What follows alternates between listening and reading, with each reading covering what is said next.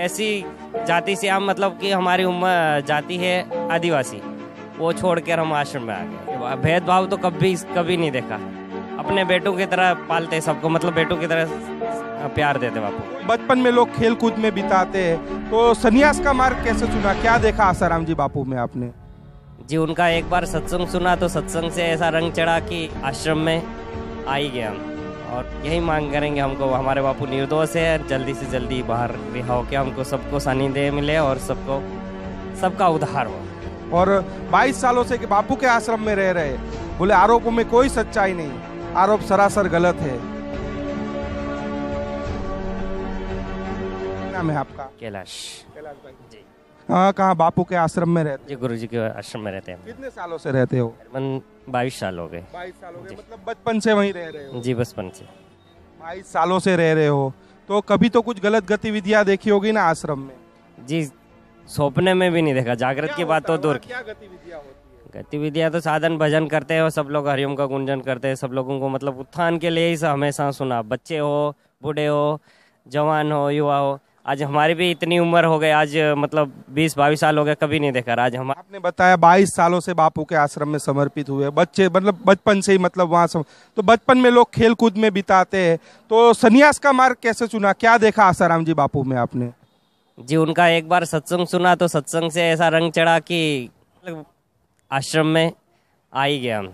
और उनके सानिध्य में रहे तो बहुत कुछ उत्थान हो गया। जहाँ पे हम एक ऐसी जाति से हम मतलब कि हमारी उम्र जाति है आदिवासी, वो छोड़कर हम आश्रम में आ गए। आदिवासी जाति के आप हो, तो वहाँ क्या भेदभाव होता है क्या आश्रम के अंदर?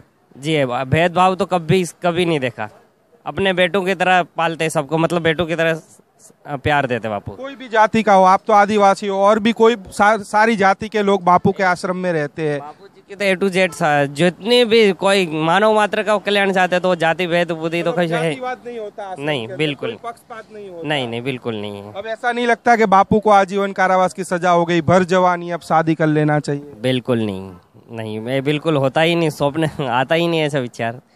जी, बापूजी ने तो हमको ब्रह्मचार्य की शिक्षा दी है, युवादान पढ़ने का, और सबको उत्थान के लिए बोला है, इसलिए हमको बिल्कुल शादी करने का ऐसा। आश्रम में हमने सुना एक सात्विक भोजन होता है, तो जीवन कैसे व्यतीत होता है?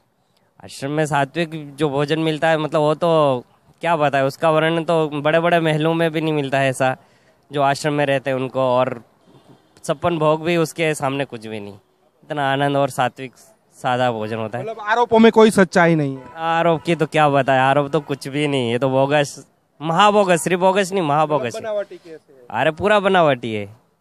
क्या मांग करोगे सरकार से, प्रशासन से? यही मांग करेंगे हमको, हमारे बापू निर्दोष है, जल्दी से जल्दी बाहर रिहा होकर हमको सबको सानिध्य मिले और सबका उद्धार हो बस। आपने देखा ये संत आसाराम जी बापू आश्रम अहमदाबाद में 22 सालों से भाई रह रहे हैं, वहाँ समर्पित है। उन्होंने बताया जब मैं छोटा बच्चा था तब से बापू के आश्रम में समर्पित हुआ, और एक आश्चर्य की बात है कि एक आदिवासी है, लेकिन उन्होंने वही बताया कि आश्रम के अंदर कोई भेदभाव वाला रवैया नहीं होता है। बापू ने बोले हमको बच्चे की तरह मतलब पाला है वहाँ पे।